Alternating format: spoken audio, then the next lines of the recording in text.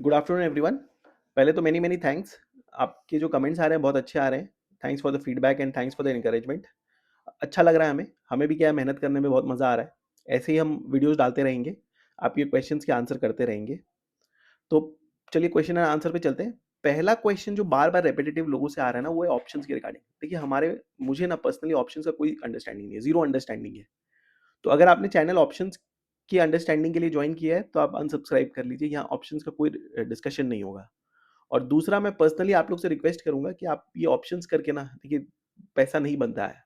At the end of the day सब खो के ही जाते हैं ऑप्शंस में। एक आधा दिन हो सकता है आप कमा लो, लेकिन लंबी अवधि में ना लोग खो के जाते हैं। तो मैं तो पर्सनली रिक्वेस्ट करूंगा कि अगर आप लोग ऑप्शंस कर रहे हैं तो उससे निकल के ना इक्विटीज देखिए, बिजनेसेस देखिए, जो अच्छे बिजनेसेस कर रहे हैं उसमें इन्वेस्ट कीजिए। लंबी अवधि में उस माध्यम से पैसा बन जाता है। दूसरा, हमारा क्या बिजनेस मॉडल है वो भी लोग पूछ रहे हैं, ईमेल कर रहे हैं। देखिए हम क्या है ना, काफ़ी कंपनीज को ट्रैक करते हैं। 600 से 800 कंपनीज को ट्रैक करते हैं। उसमें जो कंपनी अच्छा परफॉर्म कर रही है, सामने जिसकी अच्छा अपॉर्चुनिटी है, जो कॉम्पिटिटर्स से अच्छा कर रही है, उस टाइप की कंपनीज में हम एक्सपोजर लेते हैं। एक आधा पुराना उदाहरण देते हैं कि जैसे कि वरुण बेवरेजेस में ये जो स्टिंग का अपॉर्चुनिटी आ गया, रेड बुल 125 में बिकता था, अचानक में स्टिंग 15-20 रुपए में बिकता है। तो 1000-1200 करोड़ का एक अपॉर्चुनिटी आ गया था। बीएससी कंटिन्यूसली एफएनओ के माध्यम से मार्केट शेयर किया because of the regulatory changes. तो वो स्टॉक में हमारा थोड़ा इंटरेस्ट था पहले। तो इस टाइप की कंपनियाँ जो भी होती है ना, उस टाइप की कंपनीज़ में हम एक्सपोज़र लेते हैं।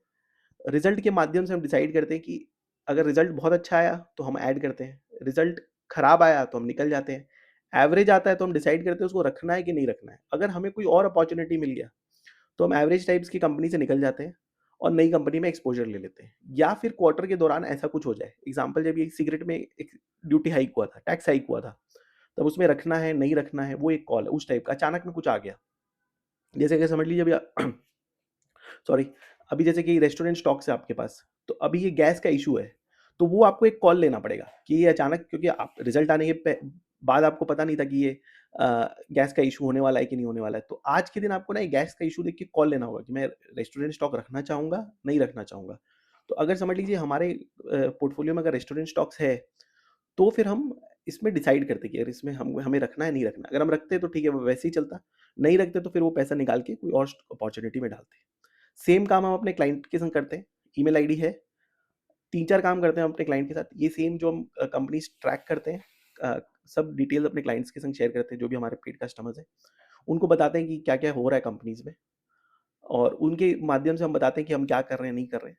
उसके बाद वो अपना पोर्टफोलियो कॉल ले सकते हैं। तो क्या होता है कि जो हमारे कस्टमर्स हैं, उनको भी एक अंडरस्टैंडिंग हो जाता है कि इतने सारे कंपनीज़ में क्या हो रहा है, क्या नहीं हो रहा है। उनका अंडरस्टैंडिंग होता है। जो कंपनीज़ अच्छा कर रहे हैं उसको, उसके बारे में हम बताते हैं कि क्यों अच्छा कर रहा है, क्या कितना बड़ा बिज़नेस अपॉर्च्युनिटी है। तो फिर वो क्या है, अपना बाय एंड सेल कॉल ले सकते हैं उस डेटा के हिसाब से। दूसरा क्या है, कोई भी टैक्स रिलेटेड काम हो आपका, डायरेक्ट इनडायरेक्ट, वो हम करते हैं। अकाउंटिंग रिलेटेड कोई काम हो तो वो करते हैं हम। अगर आप हमें पोर्टफोलियो दिखाना चाहते हैं एक बार कि आपका एग्जिस्टिंग पोर्टफोलियो कुछ है, वो आप हम हमारा कुछ फीडबैक लेना चाहते हैं, तो वो हम देख सकते हैं। अगर आप हमसे मिलना चाहते हैं और भी कोई डिस्कशन के लिए, कोई पूरा फाइनेंशियल प्लानिंग के लिए, पूना में हम इन पर्सन मिलते हैं, आउटसाइड पूना हम ज़ूम पे करते हैं। अगर वो करना चाहते हैं तो उसके लिए हम अवेलेबल है। तो ये 3-4 सर्विसेज है जो हम पेड में देते हैं। बाकी ये यूट्यूब के माध्यम से सुबह का वीडियो और एक क्वेश्चन आंसर का वीडियो हम शेयर करते रहेंगे, और आपके संग अपना अंडरस्टैंडिंग जो भी लर्न करते हैं हम, ये 600-800 कंपनी कवर करके, उसमें अपना जो भी अंडरस्टैंडिंग होगा और आपके जो भी क्वेश्चंस होंगे, हम वो कवर कर लेंगे। एक बहुत अच्छा क्वेश्चन आया था वन पैसा का। वन पैसा उनका यूट्यूब हैंडल का नाम है। उन्होंने बोला था कि अगर आपको यूट्यूब में करियर बनाना है तो आपको थोड़ा वीडियो क्वालिटी, आवाज़, ग्राफिक्स, प्रेजेंटेशन, ये सब ऐड करना पड़ेगा। और अगर आप इस तरह का ही काम करना चाहते हैं छोटा सा बेस लेके, तो आप जो कर रहे हो वो अच्छा कर रहे हो। तो पहले तो थैंक्स अ लॉट अपना फीडबैक शेयर करने के लिए। तो देखिए हमारा क्या है ना, कि पर्सनली मेरा जो मानना है कि जो भी शेयर बाज़ार में लोग हैं ना, वो काफ़ी इंटरेस्टेड है सीखने के लिए कि कैसे देखें कंपनी को, क्या देखें, क्या इग्नोर करें। तो मैं खुद अपने क्लाइंटों से बात करता हूँ ना, क्लाइंट्स लोग से बात करता हूँ, तो कुछ-कुछ पॉइंट्स वो ऐसा मुझे बता देते हैं, तो मैं खुद सोचने लगता हूँ, अरे! मैंने तो सोचा ही नहीं था इस डायरेक्शन में। तो लोग काफ़ी इन्वेस्ट कर रहे हैं टाइम। तो और पर्सनली मेरा क्या मानना है ना, कि अगर आप शेयर को आप बहुत ज़्यादा डीप एनालिसिस करोगे ना, तो आप कोई शेयर खरीद ही नहीं पाओगे।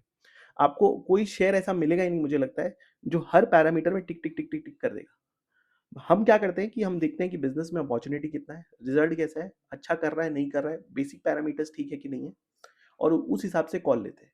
तो मुझे लगता है कि एक जनरल अंडरस्टैंडिंग अगर हम आपसे शेयर कर लें ना, तो उस जनरल अंडरस्टैंडिंग के हिसाब से फिर आप अपना कैलकुलेशन कर सकते हैं, एनालिसिस कर सकते हैं और रिव्यू कर सकते हैं। तो हम इसी माध्यम से, मतलब ये जैसा अभी हम कर रहे हैं, सुबह का एक वीडियो और क्वेश्चन आंसर का वीडियो, उसी माध्यम से हम आपसे कनेक्ट करेंगे। बहुत ज़्यादा ये जो आपने बोला कि वो रेलवे स्टॉक्स अगर हो रहा है तो पूरा ग्राफिक्स करके समझाना करना, अभी तो ऐसा कोई प्लान नहीं है। अगर फिर भी आप लोग का फीडबैक है कि स्पेसिफिक इंडस्ट्रीज को बहुत डीप में कवर करने का, तो हम कर सकते हैं, लेकिन अभी आज के दिन कोई प्लान नहीं है। लेकिन थैंक्स अ लॉट, आपका काफ़ी पॉजिटिव फीडबैक था। आप जो बोले उससे हम अग्री भी करते हैं, तो थैंक्स अ लॉट। अब क्विकली क्वेश्चन आंसर ले लेते हैं। पहला क्वेश्चन है किट्टी मल्होत्रा का, और एक है आशीष गुप्ता जी, दोनों ने पूछा है एवेन्यू सुपरमार्ट के बारे में। देखिए एवेन्यू सुपरमार्ट मतलब डीमार्ट। देखिए डीमार्ट में क्या हुआ है ना, कि आज से 5-6 साल पहले ना वो बहुत तेजी से ग्रो कर रहा था, 30-35% से ग्रो कर रहा था। आज के दिन वो 16% से ग्रो कर रहा है, 15-16% से ग्रो कर रहा है। तो आपको ये समझना पड़ेगा मार्केट्स में क्या होता है। अगर आप क्लास में फर्स्ट आते हो तो आप सबसे ऊपर खड़े रहते हो, सेकंड आते हो तो फिर एक नीचे, और फिर अगर रेस में अगर आप थर्ड आते हो तो तीसरे नंबर पे खड़े रहते हो। तो क्या होता है ना, अगर आप फर्स्ट आए हो तो ऑब्वियसली आपको वो गोल्ड मेडल मिलता है, सिल्वर नहीं तो ब्रोंज। तो अगर आप सेकंड, देखिए आप पहले 30-35% से ग्रो कर रहे थे, अभी आप 15% से ग्रो कर रहे हो, तो आप सेकंड आ रहे हो, थर्ड आ रहे हो, तो मार्केट में क्या वैल्यूएशन जो है वो मिस, थोड़ा सा वो क्या है, जो पहले उसको 30-35% ग्रोथ के हिसाब से वैल्यूएशन कर रहे थे, वो उसको 10-15% की ग्रोथ के माध्यम से वैल्यूएशन कर रहे थे। और दूसरा मेरा जो पर्सनल मानना है ना, क्या इसमें बिजनेस मॉडल रिस्क है क्या, जैसे कोडैक के साथ हुआ था। अभी उसको बोलना नामुमकिन है कि आज के दिन बोलना कि वो है कि नहीं है। क्या पता ये आने वाले 10 साल में कोई जाके किराना लेगा ही नहीं, सब ज़ोमैटो, स्विगी करेंगे। इसमें डिबेट हो सकता है, बट क्योंकि ये तलवार है कि ऐसा हो सकता है, अगर 1% का भी प्रोबेबिलिटी है ना कि ऐसा हो सकता है, तो मार्केट क्या है, थोड़ा-सा घबरा जाता है, थोड़ा पीछे हो जाता है, कि मॉनिटर करते हैं कि कहीं बिज़नेस मॉडल रिस्क है कि नहीं है, आगे वाले समय में क्या होने वाला है, क्या नहीं होने वाला है। तो कोई भी स्टॉक जिसमें थोड़ा-सा भी अगर डाउट हो ना बिज़नेस मॉडल रिस्क का, तो मैं तो पर्सनली थोड़ा पीछे हट जाता हूँ। और दूसरा ग्रोथ भी कम हो रहा है। तो आपको देखना पड़ेगा कि ये ऑनलाइन स्पेस में आते हैं कि नहीं, क्योंकि ऑनलाइन स्पेस में ये Zomato and Swiggys of the world बहुत अग्रेसिवली मार्केट कैप्चर कर रहे हैं। लोग एक एक दिन में 3-3 4-4 ऑर्डर कर रहे हैं और नीचे जाना नहीं चाह रहे हैं। मैं आज से 7-8 साल पहले खुद पुणे में सैटरडे को 3-4 घंटा लेके जाता था फैमिली को, और सामान लेके आता था डीमार्ट में, पूरा 10 पैकेट लेके जाता था। फिर गाड़ी से ऊपर घर लेके आओ वो 10 पैकेट को, वो इनकन्वीनियंस था। पार्किंग का वहाँ झमेला रहता था। तो अब मैं पर्सनली खुद है ना, अगर मुझे कोई बोले डीमार्ट जाना है तो मैं तो नहीं जाना चाहूँगा। आई डोंट नो अदर का क्या है। तो ये क्या है ना, मुझे ऐसा लगता है कि एक तलवार है बिज़नेस मॉडल रिस्क के ऊपर में। आंसर किसी को नहीं पता, हाँ या ना, फ्यूचर में क्या होने वाला है। तो वो अगर किसी का बिज़नेस मॉडल रिस्क है, तो मैं तो पर्सनली इस टाइप के स्टॉक से दूर रहूँगा। फिर एक जेएस कुमार का क्वेश्चन है स्विगी और ओला। ओला हमने सुबह ही कवर किया था। देखिए काफ़ी तेज़ी से मार्केट शेयर लूज़ कर रहा है। पहले 50% के करीब मार्केट शेयर था, आज के दिन 5 या 6% हो गया मार्केट शेयर। और ऐसे आसार नहीं दिख रहे हैं कि जो इश्यूज़ वो फेस कर रहे थे, वो बहुत क्विकली रिज़ॉल्व हो जाएगा और वो बहुत तेज़ी से वापस से मार्केट शेयर ग्रैब कर लेंगे। कॉम्पिटिटर्स जो है बजाज, आथर, ये भी काफ़ी अच्छे से ग्रो कर रहे हैं, बहुत तेज़ी से ग्रो कर रहे हैं। तो आई थिंक वो क्या होता है ना, कभी-कभी फर्स्ट मूवर एडवांटेज, आप कुछ करते हो, बाकी सब कॉपी कर लेते हैं। जैसे जैसे ट्रेंट ने किया। ट्रेंट ने सबको सिखा दिया कि भाई ये जो वैल्यू फैशन का जो इंडस्ट्री है वो कैसे चलता है। तो बाकी 3-4 प्लेयर भी अग्रेसिवली अपना स्टोर्स एक्सपैंड कर रहे हैं। तो क्या होता है, कभी-कभी दो धारी तलवार होता है। पहला चालू करना अच्छा होता है और कभी पहला चालू करना खराब होता है। तो इन्होंने चालू किया, इश्यूज़ आए इंडस्ट्री में, बाकी लोग सीखे और अग्रेसिवली अपना अच्छा धंधा कर रहे हैं। ये थोड़ा फँस गए हैं। तो मैं तो पर्सनली, क्योंकि ये इश्यूज़ चल रहा है, ये बहुत अग्रेसिवली मार्केट शेयर लूज़ कर रहे हैं ये, और सेल्स वेल्स सब सब नीचे है। इसमें एक तो वो बैटरी का एंगल है कि वो शक्ति बोल के उन्होंने एक प्रोजेक्ट लॉन्च किया है, स्टोरेज बैटरी का। वो देखना होगा वो उसमें वो कितना प्रोग्रेस कर रहे हैं, और कितना उसका एक्सेप्टेबिलिटी और उसका बिज़नेस मॉडल कितना तेज़ी से ग्रो कर रहा है, वो आपको मॉनिटर करना होगा। लेकिन आज के दिन में मुझे कुछ नहीं लगता है कि बहुत कोई चमत्कार ओला में हो जाएगा। आप मॉनिटर करते रहिए, अगर वो शक्ति या वापस से इनके स्कूटर्स में कुछ बहुत तेज़ी से बिक्री हो रही है, तो आप देख सकते हैं। लेकिन मुझे लगता है कि काफ़ी टाइम लग जाएगा। जो बिगड़ चुका है ना, 1 डेढ़ साल में ओला की सर्विस को लेके, सेल्स को लेके, जिस तरीके से इन्होंने मार्केट शेयर खो दिया, वो वापस आने में टाइम लग जाएगा। स्विगी, देखिए स्विगी, ज़ोमैटो दोनों हालाँकि बहुत अच्छा कर रहे हैं, आप दोनों को पढ़िए, लेकिन ज़ोमैटो है ना बहुत ज़्यादा तेज़ी से ग्रो कर रहा है। अब दोनों में ना केवल देखिए फूड, जो जो फूड डिलीवरी बिज़नेस है, खाने वाला, वो जितना ग्रो करना था ना, आई थिंक वो ग्रो कर लिया। अब उसमें क्या है, 10-12% से ज़्यादा ग्रो नहीं कर सकता वो बिज़नेस। जो सेकंड बिज़नेस है ना, ये किराना वाला, जो आपके घर में इंस्टामार्ट और ब्लिंकिट, यही वाला जो मेन स्टोरी है कि ये बहुत तेज़ी से ग्रो कर सकते हैं। तो अगर आप ज़ोमैटो का मॉडल देखोगे तो वो बहुत ज़्यादा तेज़ी से दुकानें डाल रहे हैं और बहुत ज़्यादा तेज़ी से एक्सपैंड कर रहे हैं। उनका कुछ 2100 स्टोर्स खोलने का प्लान है ज़ोमैटो का। स्विगी उतना तेज़ी से एग्ज़ीक्यूट नहीं कर पा रहा, उतनी तेज़ी से ग्रो नहीं कर पा रहा है। आपको दोनों को देखना चाहिए, पढ़ना चाहिए। तो अगर आप दोनों को बोलोगे ना ज़ोमैटो और स्विगी में, तो Zomato is coming out to be a better executor. बहुत ज़्यादा तेज़ी से एग्ज़ीक्यूट कर रहा है, मार्केट शेयर ले रहा है। तो आप एक कॉल ले सकते हो। तो जो तेज़ी से ग्रो कर रहा है, जो तेज़ी से आगे बढ़ रहा है ना, तो 2 एक ही सेक्टर में जो 2 कंपनी में जो अच्छा परफ़ॉर्म करता है, वो बाजी मार जाता है। तो आप दोनों कंपनीज़ को केवल इंस्टामार्ट और इस स्विगी को इंस्टामार्ट और ब्लिंकिट को ही कंपेयर कीजिए कि कौन ज़्यादा तेज़ी से दौड़ रहा है। बाकी जितने भी बिज़नेस है ना, ये 2-3 बिज़नेस जितने भी है, डिस्ट्रिक्ट क्या है कि हालाँकि अच्छा बिज़नेस है, लेकिन बहुत ज़्यादा स्पोरेडिक है। किसी बार इवेंट हो जाएगा, कभी कोई मूवी निकल जाएगा, तो अच्छा कर लेगा, वरना वो स्ट्रेट लाइन में ग्रो नहीं करेगा। तो मार्केट को जो स्ट्रेट लाइन में ग्रो नहीं करता, उतना पसंद नहीं आता है। फूड डिलीवरी मैंने बोला कि वो आपके मैच्योर हो चुका है बिज़नेस, उसमें बहुत ज़्यादा ग्रोथ नहीं है 10-12% के अलावा। हाइपर लोकल जो है वो देख सकते हो, लेकिन अभी जो भी है ये स्विगी और ज़ोमैटो में, सब ये इंस्टामार्ट और ब्लिंकिट के अराउंड है।